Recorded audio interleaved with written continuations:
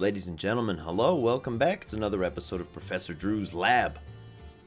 We got a lot of questions today. Most of them do relate to source stones and source stone adjacent things. So this is your spoiler warning for things of that nature. If you're not all caught up, there might be some things that are mentioned that might be new to you. So fair warning, let's jump right on into it. Reptile Xeno is going to start us off. Finally asking a quick question. I noticed at least Jax, and I think maybe one or two other gym leaders, nicknames his Pokemon, which I was wondering, is that done as a way of making the Pokemon seem more unique or just a spur-of-the-moment idea? So this is actually a good segue into talking about DM burnout, if you can believe it or not. So my goal for running the game is that it's sort of implied that every trainer obviously would nickname their Pokemon. It's something that is very natural in the Pokemon world. You would name your partner, right? You would give them a name so that it's not just Go Machop. It would be like Go Choppy. Even if it's weird and cringy like that, as you might think. Even if it's like, okay, go Dave, you know, like it has more meaning than just saying Go Machop. But it was something I did at the start of the campaign. I made about 150 or so trainers, and they all had teams, and they all had nicknames, and I hated it.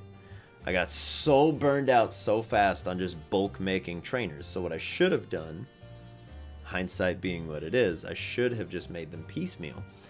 But it's sort of just now implied that yes, every trainer nicknames their Pokemon. If the players ask, it's just going to be tedious for me to go look it up, because it's a lot of names. It's a lot of names. So I only go out of my way to mention the nicknames of Pokemon that are so important. So gym leaders, the Black Arrow gang, all of those folks. Everybody in the gyms, obviously, we draw attention to. But my reasoning for going so hard for it in the beginning was I wanted the world to feel more real, and then I realized that that doesn't necessarily help. It's just a lot of extra work. So yes, most Pokemon, if not all, will have a nickname, but it's very rare that I'm going to go out of my way to mention what it would be, because it's just a lot of extra naming, and I didn't want to take names away from the players, and it was a lot of work.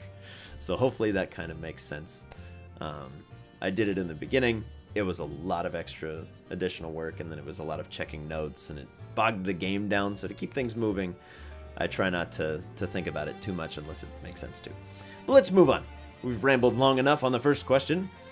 Jordan Mikesell has a question here. When you get a chance, could you tell us how you would implement Pseudolegendaries? Stats, level gaps before evolving, and so forth. Would they be slightly buffed 3-stage evolutions, or would they be on a different level? So I might be incorrect here, but I don't really make big distinctions between these Pseudo-Legendaries in the terms of like the Tyranitar line, like Dragonite, Hydreigon, any of those guys, and like a Golem line, right? They're not more difficult to evolve because I don't use XP as a level up evolution system for the TOTS game. So I don't worry about it. So those are all still milestone evolutions. So I know you wanted me specifically to talk about Salamence. So I'm gonna try to meet you guys halfway. For any of you that do use the XP system, I've never used it because it was a lot of extra math, and I found that it led to murder hobos. So let me try to put myself in those shoes, and we'll talk about Salamence in terms of like an XP level up. We're not gonna do a big stat breakdown, but just to kind of figure out how that would work. So if you had let's say you had a Bagon, right? Your starter's a Bagon. The way I would handle that is they would probably have an inappropriately high strength in the beginning. And to put that in perspective, it would be above 15. 15 was, we did the standard array for the all of the TOTS starters, with one exception being Mortar. Mortar had one additional point in every stat because it was a Woods Pokemon. And I wanted to kind of lean into that and show that, like, yeah, the Woods Pokemon are better, but look at something like Violet or William. But I've rambled long enough on that again. So Bagon would have high strength, high constitution, and probably dump stats everywhere else. Because to compensate for it, if you've got a Pokemon that's way above where it should be for like first or second level adventuring, you need a way to take it down, and you need it to not feel like every other player's Pokemon is a waste of time. So there's a very fine balance there. So I would have Bagon, very high strength, very high constitution, so that it could have a lot of hit points and really get in there, but probably average or below average dexterity without messing with the AC, stuff like that. So your initial gameplay, you're going to be very strong physically, very weak at range. I would not give it a ranged move. Bagon would probably have Headbutt and maybe one other thing. Maybe like a Tackle or something. Find a way to make those unique. When it evolves, when it finds a milestone, and it evolves, and we get that milestone moment, how I would handle it is you would become a Shelgon. Now, if we're doing XP-based, you get in enough fights, you throw yourself at enough larger opponents, you become a Shelgon. I would drop that additional strength, which is pretty rare. I don't usually drop stats for evolutions. But I would, if I'm doing XP, I would drop strength back down to a reasonable level and keep that dexterity really low and put all of those stolen points into constitution. Give this thing an insanely high amount of hit points. It might get something along the lines of like the tough feat to really lean into the dex entry of Shelgon is throwing itself off of mountains to try to gain wings. It's obsessed with flying. I would work with the player a lot to say like, yeah, if you lean into this, we'll get some XP for you, so that they have a non-combat way of finding that mountain to throw themselves off of, but also, you know, fighting larger and larger opponents where you're insanely outmatched, and that stick-to-itiveness kind of coming good for you. And then eventually, yeah, you'd have a Salamence, and I would have that happen probably very late game. If we're talking like in-game levels for XP, if you go that route, I would probably not have Shelgon pop up until maybe 9th or 10th level, and Salamence is showing up at like 18th or 19th level. So that it is very possible, which is why I don't use the XP for combat stuff. I do Milestone. It would be very possible to run an entire campaign with a Bagon as your starter and never hit Salamence. So that's how I would put it in an XP by combat setting. In a Milestone, I would work with the player. I would say, what is your Bagon's goal? If it's not, oh, he just wants to fly, so he's going to throw himself off cliffs, let's figure out something. Is he always picking fights with something larger, or is it the other way around? Is he kind of a bully? And then you need some sort of redemption arc where they realize that that's not a way forward. And then they hit Shelgon. And then that Shelgon, now that they're kind of very introspective, they would need another hurdle to get over. And when they finally get over that and we get a cool moment, that's when you get a Salamence. So that's how I would handle in both XP methods. That's how I would handle something like a Salamence. We almost had to deal with that with like the Larvitar early on. So I don't think you necessarily need to make it difficult or impossible if a player wants to start with those, but in the immortal words of Gary Gygax, your players are going to want to play a dragon, and why wouldn't you? It's in the name. It's in the name of the game. So you just scale them down. They're just a first level adventurer stat block, but you're a dragon. So yeah, it's awesome. You're a dragon, but you have like 10 hit points. So a goblin with a crit on an arrow strike or just a high roll could kill you in one shot. So you're not a very good dragon unless you live. So absolutely, that's kind of been my motivation for every Pokemon. That's why Violet is as good as Violet is, and Claremont is as good as Claremont is. And if you put them together, they're very strong. They're probably equally strong, but in very different ways. Where Violet's more glass cannon, Claremont is endurance and can kind of do some counter strikes and stuff like that. So hopefully that kind of makes sense. But that's how I handle XP, very laid out and very, very openly discussed. So hopefully that made a little bit of sense. Fingers crossed. Let's jump on down. We have a couple goofy questions, which I'm all for, by the way. Please don't take that as an insult. NWR Tank Engine. Could Nipsy use their spores to take control of a person or Pokemon like they did with the Sneasel? So in the, yet again, one of my favorite sentences to say, no one's ever tried. However, Nipsy is based on the Cordyceps parasite. A lot of you have picked up on that throughout the series. Nipsy is very much my nod, my homage to The Last of Us. So take from that what you will.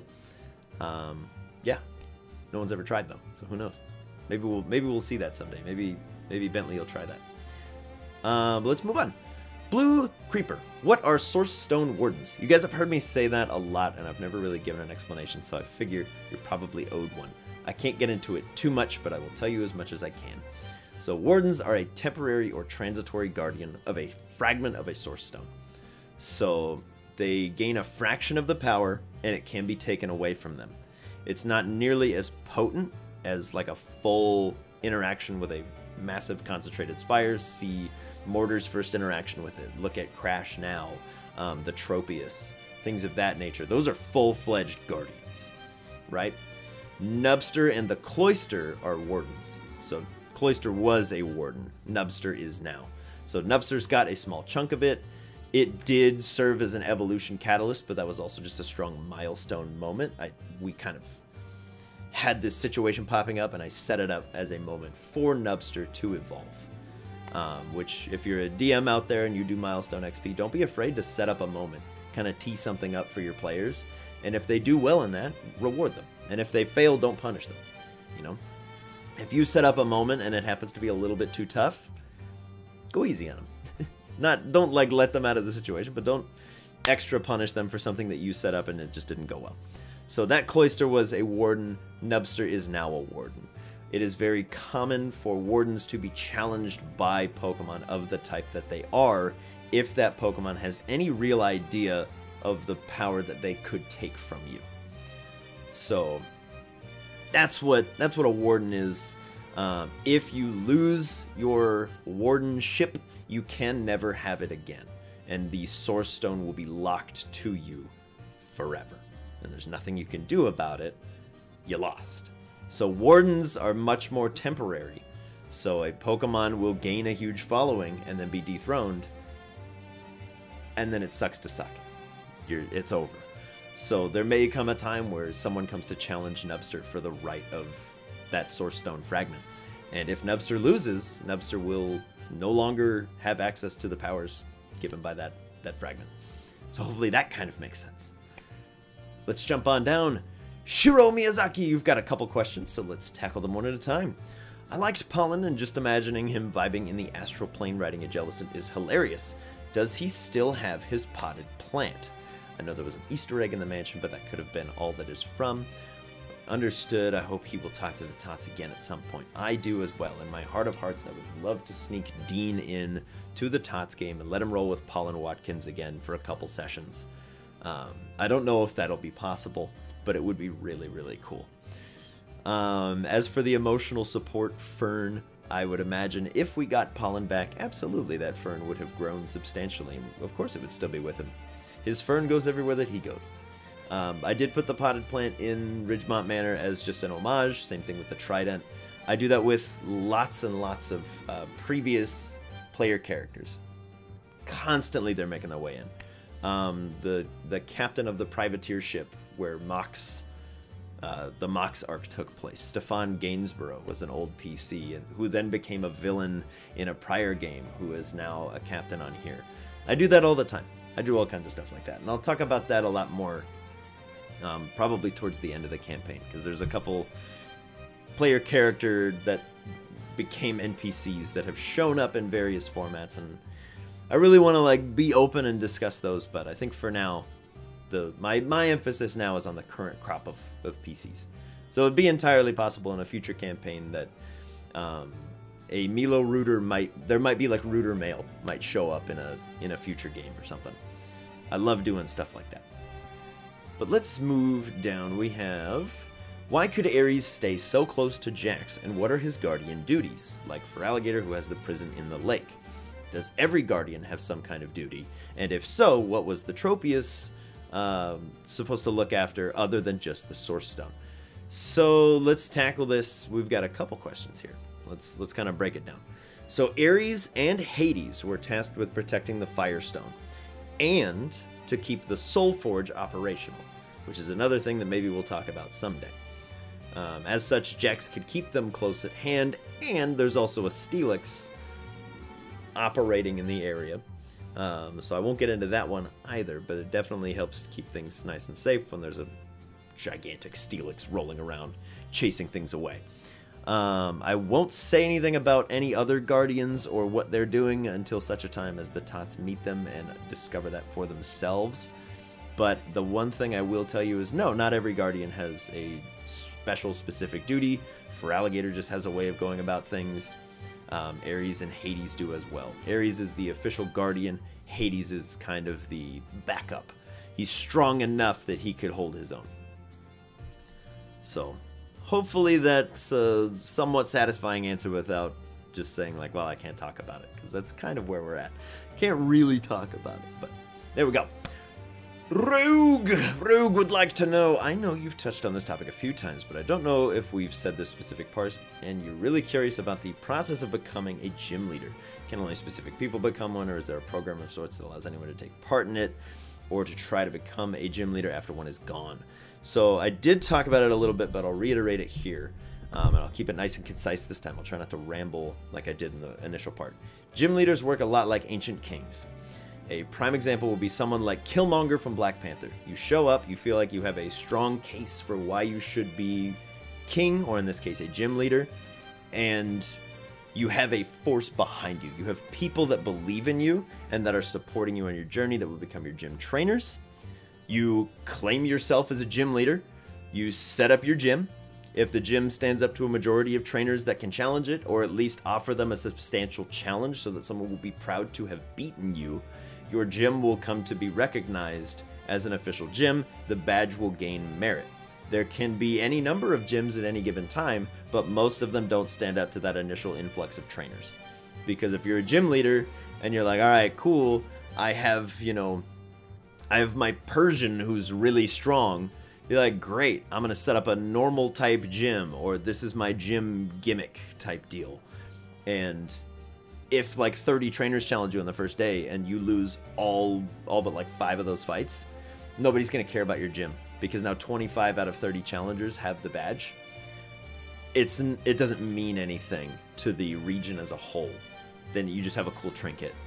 So I don't really bring those up a lot, but that is how it works in the setting. I don't think I'm going to really touch on that in the Tots game, because again, this is a story very much focused on the Tots and the things that they're interested in. So if they were interested in starting a gym, that would be something we would discuss a lot more in detail. But right now, the best example I have for you is the sort of succession ritual from the Black Panther movie, where you've got somebody, you could challenge them. Somebody could say, hey, Jax, I'm calling you out. Let's battle. And if Jax accepts, then it's a battle for the gym. Those are rare, because the people that have held the gyms for the longest times are not to be taken lightly. But hopefully that kind of makes sense. That's the new catchphrase of the Professor's Lab, is hopefully that kind of made sense. Moving on down though, we have another question. Are the weird type combos from the Terraforming Xantha Canyon, like the Grass Rock Bulbasaur, still around, or do they go back to normal after the whole situation with the Stonebreaker ended? I cannot say, because maybe someday we'll go back and check on the Western Laris region, but until then, if the Tots could go there, I can't say for sure. Who knows? But to finish us off today, we have a request from Rogue to build the Fennekin line. So we're gonna. Fennekin starts off nice and strong. Let's talk abilities, baby. First and foremost, very basic, a little bit bland, a little bit boring. We have Blaze. When your HP drops to 1/4 or below, your mileage may vary on that one. I've gone back and forth between half and 25%. Any fire damage you would deal is increased by an additional die, plus your proficiency bonus if that's something that you track for your players. Hidden ability, which is way cooler, and I would probably lean towards this, is Magician. So shout out to you, Magiciantronic. Every time I see the word Magician now, you pop into mind. As an action, this Pokemon may make a sleight of hand check against the target's AC. On a success, you may steal the opponent's held item if they have any. If this would result in you holding 2 items, this ability fails. So if you already hold an item and you try to steal someone else's, it doesn't work. You can only hold 1. Unless you as a DM decree, I would allow you to hold 2 items, then it would work. But the way I have it now, If you already have an item and you try to do this magician switch, it doesn't work. But moving on down, we start out a little basic. We have Ember, mild bonus to hit. I tend to buff the damage dice of fire attacks and compensate by lowering the hit point maximum, as we'll see in a bit. We've got Ember. I have it as +3 to hit and a 1d8 fire damage. Little bit of range, not too far, because I have weather effects that can double or have the range of ranged attacks. So Ember in like Sunny Day would have like a 30-foot range. In a Rain Dance would have a 5-foot range and deal less damage. Yada yada. Psybeam, very small damage die, but it's for a reason. If you crit or deal max damage, you confuse your target. Also a 10-foot range. We have Howl, which in many different circumstances has worked in many different ways. My current feeling about it is that it buffs your attack and damage rolls by 1 for a minute. You can stack it 3 to 6 times depending on how you're feeling for the power scale of your game and whether or not you allow it to be used as bonus actions.